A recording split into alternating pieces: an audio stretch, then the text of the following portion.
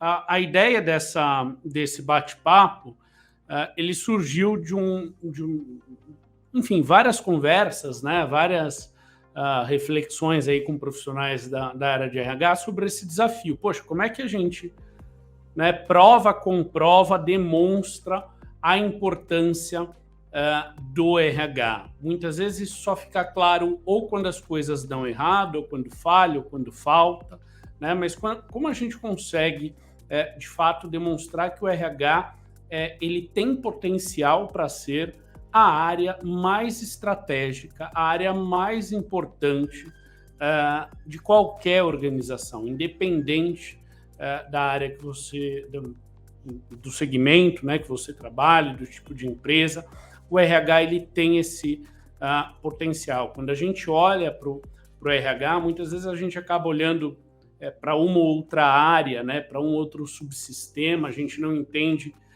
a complexidade que ele tem. E hoje, no mundo que a gente vive, no contexto que a gente vive, o capital humano, as pessoas, é o principal diferencial competitivo de uma organização. Né? Você pode ter uma marca muito forte, você pode, obviamente, ter um marketing muito bom, e isso é obviamente, um diferencial competitivo bastante relevante. Mas, ainda assim, isso depende das pessoas. Né? Fundamentalmente, negócios são sobre pessoas, né? Já diria o Simon Sinek. Se você não entende de pessoas, você não entende absolutamente nada de negócios, porque os seus clientes são pessoas, os seus colaboradores, né? As suas pessoas internas são pessoas. Então, a gente está sempre falando sobre pessoas. E aí, bom, como é que a gente faz isso na prática, né? A gente lê muito sobre o RH estratégico, se escreve muita coisa, se fala muita coisa, mas senti a falta de a gente materializar isso através de algumas dicas, passos, frameworks, né? Quem me conhece já segue aí há algum tempo, sabe que eu não gosto de receita de bolo, porque o que funciona numa empresa muito grande nem sempre vai funcionar numa empresa menor, né? Hoje à tarde estava num treinamento de metodologias ágeis para uma empresa de médio porte, aí na casa de 100 colaboradores. É muito diferente falar disso numa indústria, né, de médio porte no interior do Brasil, de você falar de metodologias ágeis numa empresa de tecnologia, né, no coração de São Paulo, enfim, nos grandes centros onde estão as startups e empresas mais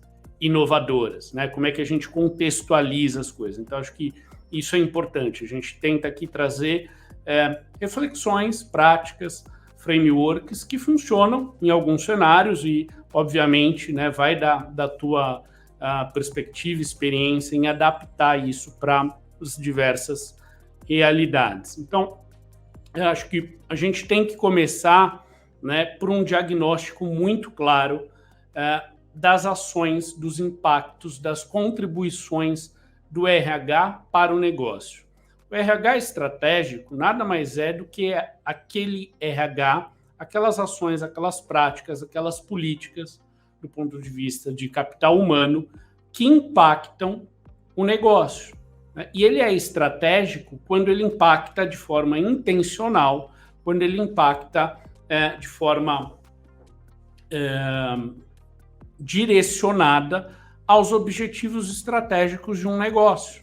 Né? Então, como é que a gente faz isso, né, de forma prática? O primeiro passo, sempre digo isso, é entender de fato o negócio. Né? Quando eu digo entender o negócio, entender o que aquela empresa faz, o que ela vende, quais são os produtos, os serviços, qual é o posicionamento dela no mercado, como ela está frente à concorrência. Né? Nem sempre os principais concorrentes, ou o concorrente mais perigoso, é aquele mais óbvio. Né? Nas fintechs a gente vê muito isso. Os grandes concorrentes dos bancos tradicionais não é o outro banco tradicional.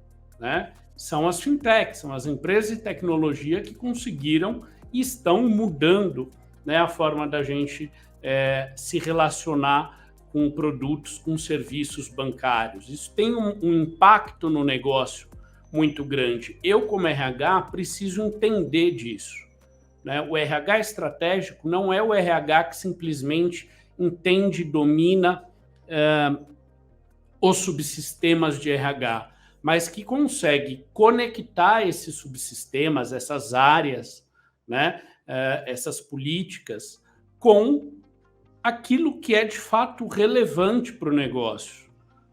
Porque se não for relevante para o negócio, não é estratégico. Pode ter a sua importância, pode ser que as pessoas gostem, pode ser que as pessoas vejam algum valor, mas do ponto de vista de negócio, aquilo agrega pouco, né? Então, vou pegar um exemplo aqui para tentar materializar isso, né?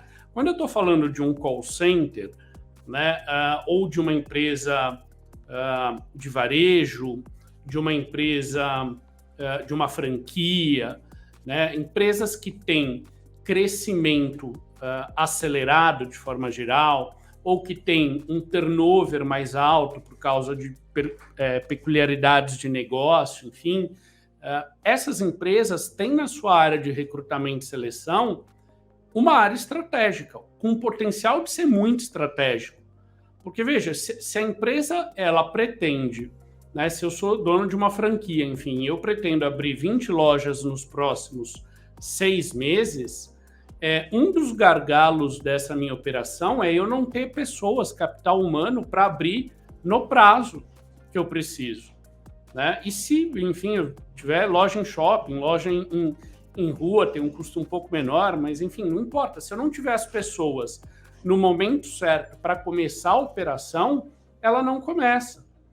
E isso é dinheiro empatado, é aí que a empresa perde dinheiro, né? Eu digo que você tem que conhecer, tem que saber como a empresa ganha e como ela perde dinheiro, né? Porque aí a gente, como RH, consegue conectar as políticas, as estratégias de negócio, seja de crescimento, seja de rentabilidade, seja de market share, independente das metas, né, dos objetivos estratégicos, a gente precisa olhar para isso de forma mais ampla.